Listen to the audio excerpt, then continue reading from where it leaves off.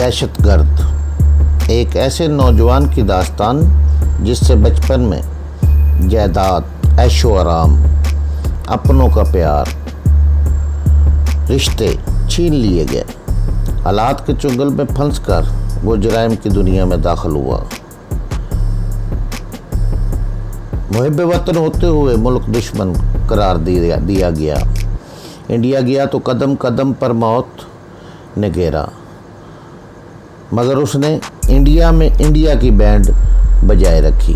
داستان کی طرف جانے سے پہلے چینل کو سبسکرائب کریں، لائک اور شیئر کر کے اپنی محبت کا ثبوت دیں۔ ایک دل ہلا دینے والی داستان، دہشت گرد۔ دہشت، قسط نمبر 15۔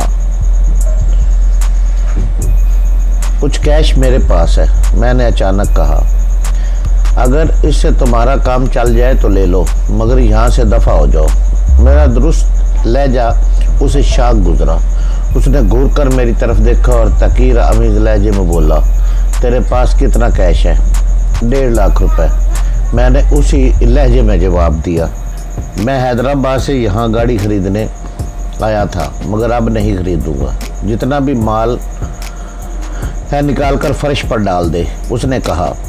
میں نے 20-22 ہزار روپے جیکٹ کی جیبوں میں ٹھونس رکھے تھے، وہی نکال کر فرش پر ڈالنے لگا۔ ان کا لیڈر حیرت بھرے انداز میں مجھے دیکھ رہا تھا۔ وہ نوٹ میں نے فرش پہ اس انداز سے ڈالے تھے کہ وہ زیادہ لگ رہے تھے۔ یہ تقریباً 1 لاکھ ہیں، میں نے کہا۔ 50 ہزار میں نے اپنے لیے بچا لیے ہیں، وہ میں تمہیں نہیں دوں گا۔ کیا بکواس کر رہا ہے؟ لیڈر غضبناک ہو کے بولا۔ اس نے سعدیہ کو سراج کی طرف دھکیلا اور میری طرف جھپٹا۔ نکال سارے پیسے ورنہ۔ اس نے جملہ ادھورا چھوڑ کر میری کنپٹی پر ریوالور رکھ دیا۔ میں نے خوفزدہ ہونے کی اداکاری کی اور جلدی سے بولا، دے دیتا ہوں، یہ بندوق تو ہٹا دو۔ یہ کہتے ہوئے میں تھوڑا سا جھکا، پھر اچانک اس کا ریوالور والا ہاتھ پکڑ لیا اور پھرتی سے اس کے پیچھے چلا گیا۔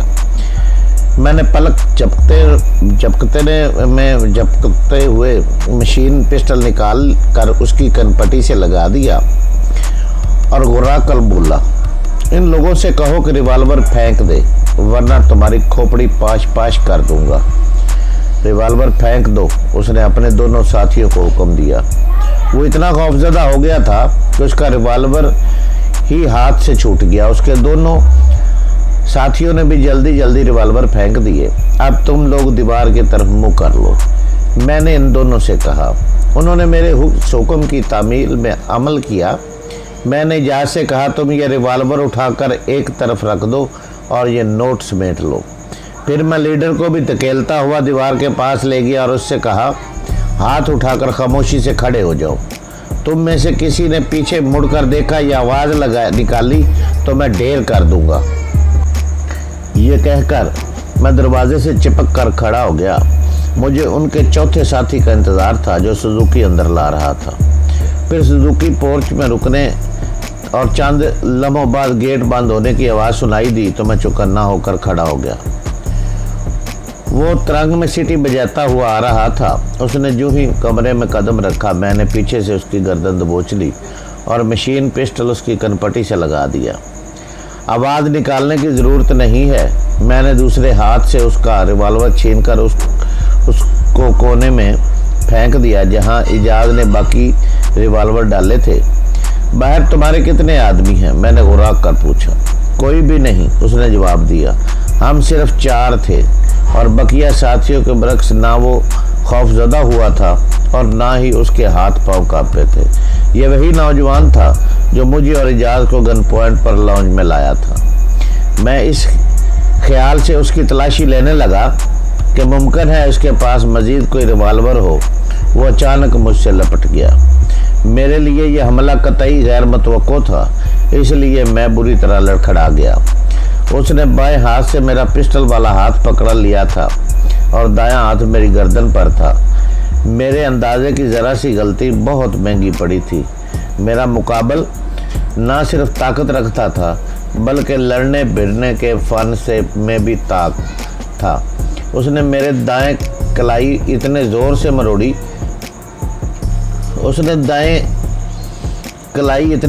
ज़ोर से मरोड़ी कि मशीन पिस्टल मेरे हाथ से छूट गया। फिर उसने मेरी गर्दन छोड़ के मेरे मुंह पे इतना ज़ोरदार घौंसा मारा कि मेरी आंखों के आगे नीले पीले दायरे गर्दिश करने लगे।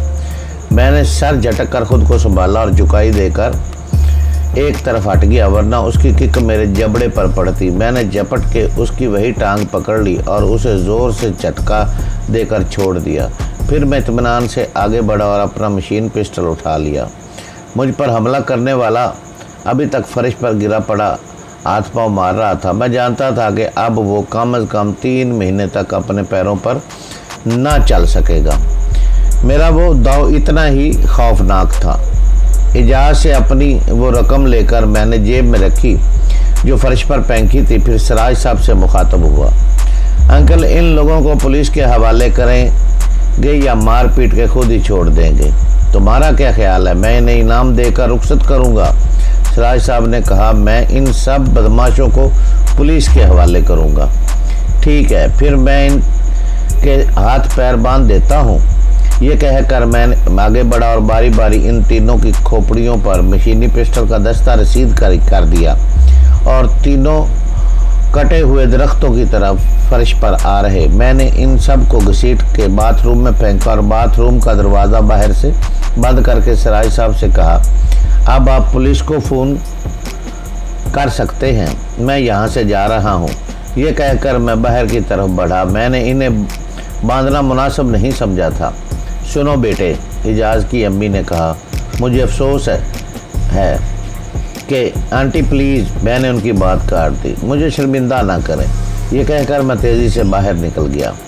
इजाज़ मेरे पीछे लपका। सुनो कामरान, उसने कहा, तुम खैरियत से पहुंच जाओ तो मुझे ज़रूर फ़ोन कर देना। ओके, खुदा हाफिज़। मैंने उससे हाथ मिलाया और बाहर निकल आया। पुलिस के आने से पहले निकल जाना चाहता था। गली के नुक्कड़ पर एक और नौजवान खड़ा था। उसने हैरत से मुझे घूर कर देखा तो मैं उलझ कर रह गया। उसका अंदाज़ मुझे कुछ मुश्तबा लगा। वो जिस अंदाज में इजाज़ के गेट पर नज़रें जमाए खड़ा था वो भी कुछ अजीब सा था। मेरे ज़हन में यह ख्याल आया कि ये भी उन लोगों का साथी है जो एक मरतबा फिर मैं इज़्तिराब के आलम में इजाज़ के गेट की तरफ देखने लगा। मैं चलते चलते ठठक गया। फिर अचानक उससे बोला, माचिस होगी आपके पास? मैं सिगरेट नहीं पीता, उसने सर्द लहजे में कहा। फिर इजाज़ के गेट की तरफ मुतवज्जो हो गया। सुनो, मैंने धीमे लहजे में कहा, इस मकान में मौजूद 4 लड़कों को पकड़ लिया गया है। इन लोगों ने पुलिस को बुला लिया। अपनी जान बचाना चाहते हो तो भाग जाओ। उसने बेयकीनी से मुझे देखा। तुम्हें कैसे मालूम हुआ कि इन लोगों को पकड़ लिया गया है? फिर ये बात तुम मुझे क्यों बता रहे हो? मेरा इनसे क्या ताल्लुक? मैं वहाँ इलेक्ट्रिक का काम कर रहा था। इनमें से एक ने बताया था कि हमारा एक साथी गली के नुक्कड़ पर खड़ा है। मैंने जवाब दिया, पुलिस से बचना चाहते हो तो यहाँ से भाग जाओ। मेरी बात सुनते ही वहाँ से भाग खड़ा हुआ। मैं भी यही चाहता था कि वहाँ से टल जाए। मुझे वहाँ से निकलते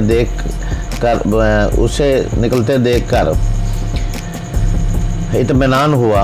मुमकिन था कि वो भी दरियाफ्ते हाल के लिए वहाँ चला जाता और इजाज़ के लिए कोई परेशानी खड़ी कर देता।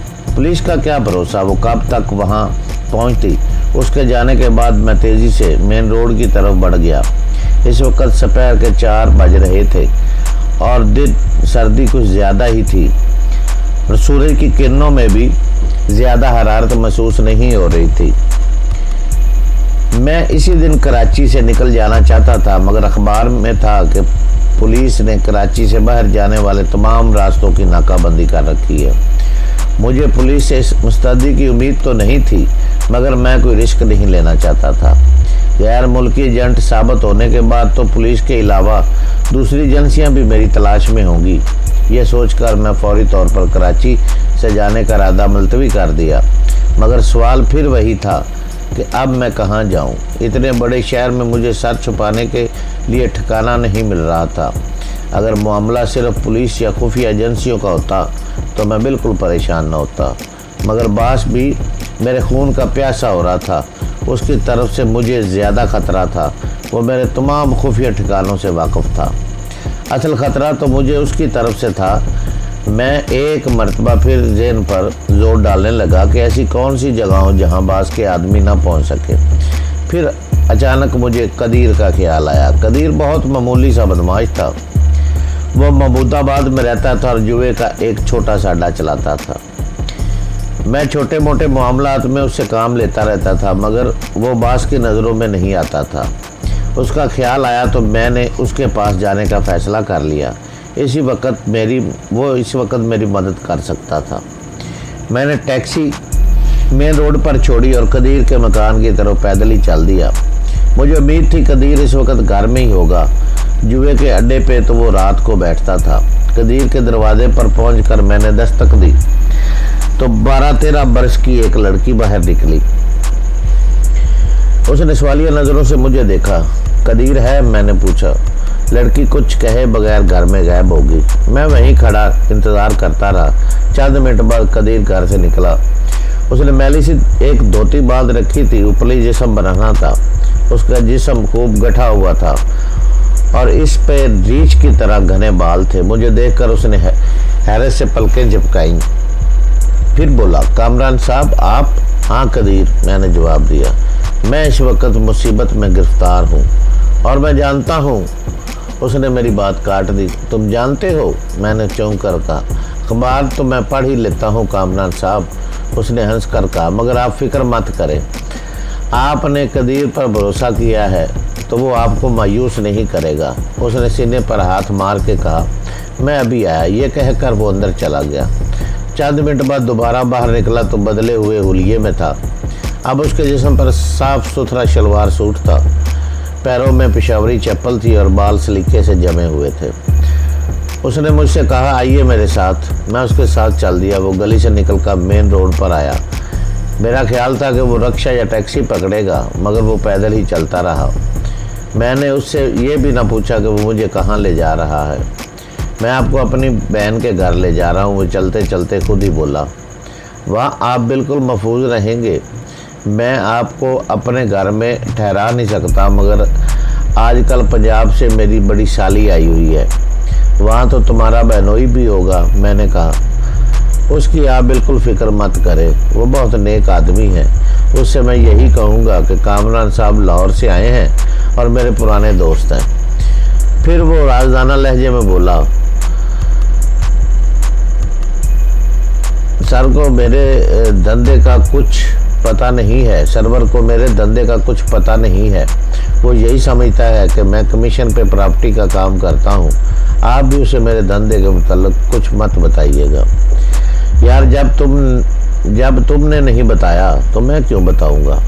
मैंने कहा। फिर चौंक कर बोला, मगर अखबार तो वो भी पढ़ता होगा। अगर उसने मुझे पहचान लिया तो?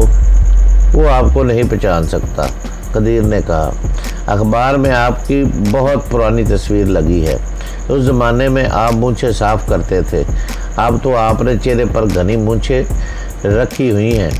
ये तस्वीर से सिर्फ वही लोग आपको पहचान सकते हैं जो आपको पहले से जानते हों। एहतियातन मैं आपका नाम इन्हें नहीं बताऊंगा। कोई भी नाम उसे बता दीजिएगा। सोच लो कदीर, मैंने कहा, बाद में कोई गड़बड़ ना हो जाए। कुछ नहीं होगा, कदीर ने हंस कर कहा। आप 2-1 दिन यहाँ रुके, फिर मैं किसी और जगह का बंदोबस्त कर दूंगा। मैंने कुछ सोचकर जेब से 2000 रुपये निकाले और कदीर से कहा, ये मेरी तरफ से अपनी बहन को दे देना, मेरी वजह से इन पर बोझ न पड़े। मुझे जूते मार लें कामरान साहब, कदीर ने बुरा मान कर कहा, मगर यूँ जलील मत करें। मैं अभी इतना गया गुजरा नहीं हूँ कि मेहमानों से मुआवजा वसूल करने लगूँ। मुझे गलत मत समझो कदीर। मैं तो नहीं कामरान साहब, कदीर ने कहा। मैं इस सिलसिले में कुछ नहीं सुनूंगा। मैं खुद भी नहीं चाहूँगा कि मेरी बहन पर आप बोझ बने। मैं उसे खुद पैसे दे दूँगा। मैं खामोश हो गया। इस दौरान हम मतलूबा मकान तक पहुँच चुके थे। कदीर ने दरवाजे पर दस्तक दी तो अंदर से किसी औरत ने पूछा, कौन है? मैं हूँ कदीर, कदीर ने बुलंद आवाज़ में कहा। फौरन दरवाज़ा खुल गया। दरवाज़ा खोलने वाली 17-18 साल की लड़की थी। कदीर की तरह वो भी सांवली थी, मगर उसके चेहरे पर बिला की कशिश थी। उसका जिस्म भी मुतनासिब था।